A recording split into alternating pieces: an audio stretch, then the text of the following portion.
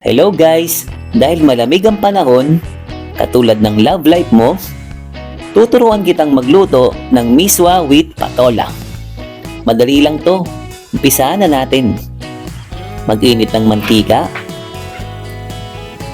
igisa ang bawang, sibuyas, igisa ang ground pork, takpan hanggang maluto ang ground pork, timplahan ng asin,